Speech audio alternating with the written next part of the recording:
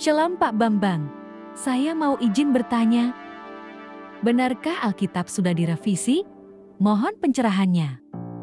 Loh, yang diterjemahkan itu direvisi, itu betul lah. Bahasa Indonesia zaman VOC lain dengan bahasa Indonesia sekarang. Coba Anda sekali-kali datang ke Malang ya. Saya tunjukkan itu Alkitab dari tahun 1629, dari tahun 1733 itu Alkitab yang dibaca Thomas Matulesi Patimura itu. Sebelum dia melawan Belanda, dia di salah satu gereja di Saparua terbuka Mazmur yang menginspirasi perjuangan dia melawan Belanda, itu ada. Nah, kemudian dalam terjemahan kuno kan dikatakan Tuhan, kok sekarang jadi Tuhan. Lupa bahasa-bahasa Melayu itu juga berkembang. Saya sering ditanya begitu tuh, kemudian ya karena bacaan saya itu kan relatif banyak ya. Jadi kalau ditanya-tanya begitu kan dari satu literatur ke literatur lain kan mudah sekali beloknya saya.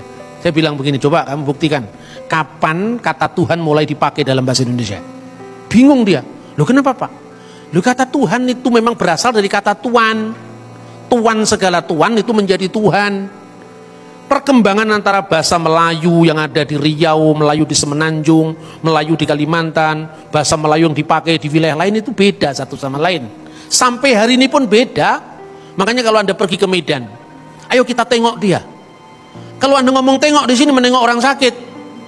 Tapi kalau Anda mengatakan mari kita lihat dia, hanya melihat sekilas, tidak menjenguk. Itu antara Medan dengan Jakarta aja beda. Makanya lembaga Alkitab itu harus menyatukan terjemahan yang bisa dipakai oleh seluruh pengguna bahasa Indonesia. Dulu diterjemahkan putra untuk kata Yesus sebagai putra Allah, ya. Bardi Allaha atau Ben Elohim diterjemahkan putra Allah. Bagi orang Jawa rasanya pas ya. Masa kalau anak ki anak isopo, anak pitik, apa anak macan itu kan. Tapi kalau nggak ada kan putranya macan. Bahasa Jawa, putranipun singo menika mboten ada. Anake singo kan itu kan. Putranipun kucing kan nggak ada kan. Yang ada anaknya kucing, anaknya singo kan itu kan. Tapi kalau putranya Den Bei kan menika putranipun Den Bei kan itu kan. Jadi kata putra lebih respect, lebih hormat. Tapi kalau kata putra dipakai dalam bahasa Indonesia, orang di luar Jawa tidak bisa ngerti. Pertama, kelemahan kedua, kata putra itu berkelamin karena untuk laki-laki. Bagaimana ketika anak-anak Allah nggak bisa diterjemahkan? Masa putra putri Allah? Kami putra putri Indonesia, masa begitu? Padahal teks satunya cuma satu saja di situ, makanya bergumul berat dalam terjemahan. Itu bukan hanya bahasanya Alkitab, Quran juga begitu, Weda juga begitu. Makanya kita perlu paham teks aslinya. Nah, kata tuan itu dulu artinya memang tuan. Di zaman Majapahit, patih pada masa Raja Wikramawardhana itu namanya Tuhan Kanaka. Itu artinya Lord biasa, Tuhan Kanaka. Tapi kemudian seiring dengan perjalanan waktu, baca bukunya Profesor Muhammad Yamin yang meneliti prasasti-prasasti Indonesia kuno. Awal mula ketika Islam masuk ke Indonesia di Prasasti Trengganu tahun 1380, itu kata Allah belum dipakai secara mutlak, masih berdampingan dengan kata Dewata Mulia Raya. Itu Prasasti Trengganu sebagai terjemahan dari Allah. Ungkapan dewata ini dipinjam oleh bahasa Batak menjadi debata. Maka Allah diterjemahkan debata mula jadi Napoleon.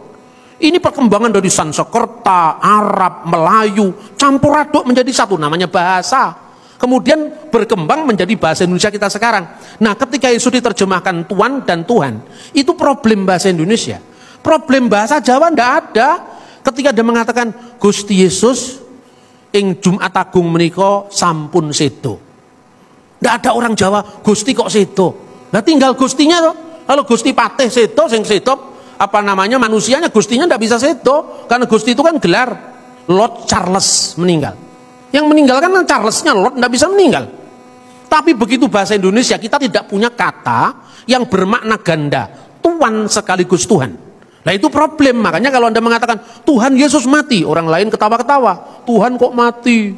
Tuhan yang menciptakan alam semesta kok mati? Dunia direbut setan selama 3 hari katanya gitu. Coba kalau Anda pindah jadi bahasa Inggris, pindah jadi bahasa Jawa, tidak ada orang tanya begitu. Karena kata Gusti bermakna ganda, baik Tuan maupun Tuhan, tergantung konteksnya apa. Kalau itu Gusti dalam makna Gusti Pangeran Diponegoro, ya yang perang Diponegoro 1825 sampai 1830. Tapi kalau Gusti Allah, yaitu Allah Subhanahu wa taala dalam pandangan Islam. Tapi kalau Gusti Pangeran itu seto, maksudnya manusianya, tidak pernah Gusti Allah seto gitu loh. Tapi kalau dalam bahasa Indonesia karena keterbatasan penggunaan kata Tuhan dan Tuhan, maka jadi masalah. Jadi saya tegaskan, ketika Yesus disebut Allah, sama sekali tidak bicara tentang kemanusiaannya, tapi bicara tentang firman Allah yang adalah Allah. Ketika kita bicara tentang Yesus sebagai Tuhan, itu kemanusiaannya justru yang disebut Tuhan itu. Jadi Tuhan di sini agak beda dengan pandangan dengan bahasa Indonesia umat Islam. Tiada Tuhan selain Allah, beda. Kalau dalam bahasa Arab kan la ilaha illallah, tidak ada ilah kecuali Allah. Kalau di Kristen kata Tuhan itu maknanya spesifik untuk kurios yang bermakna ganda, baik Tuhan maupun Tuhan. Nah, kalau dalam Islam itu tergantung konteksnya. Kalau orang Islam Jawa ketika mengatakan Gusti Allah ya Tuhan Allah. Tapi kalau Gusti Patih itu bicara manusia, seperti itu. Paham saudara-saudara ya?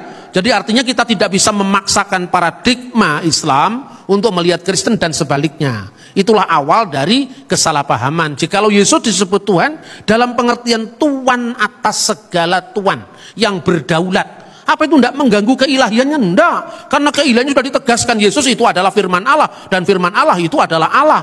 Tapi ketika menjadi manusia, perhatikan, Allah telah menjadikan dengan pasti Yesus yang kamu salibkan. Yesus yang kamu salibkan, berarti kan kemanusiaannya toh, yang bisa mati toh, sebagai Tuhan dan Kristus. Setelah kebangkitannya, dia disebut Tuhan atas segala Tuhan. Karena kuasa baik di surga maupun di bumi telah dilimpahkan kepadaku. Tapi ketika perempuan Samaria belum mengenal identitas Yesus, pasti dia mengatakan, nenek moyang kami menyembah Tuhan di sini. Tapi nenek moyang kurios, Tuhan. Bukan Tuhan di sini. Makanya dalam lembaga Alkitab, ya Alkitab Bahasa Indonesia TP, terjemahan baru edisi 2, 1998, dari nyatalah padaku bahwa Tuhan adalah seorang nabi, sekarang sudah disempurnakan terjemahannya, nyatalah padaku bahwa Tuhanlah seorang nabi.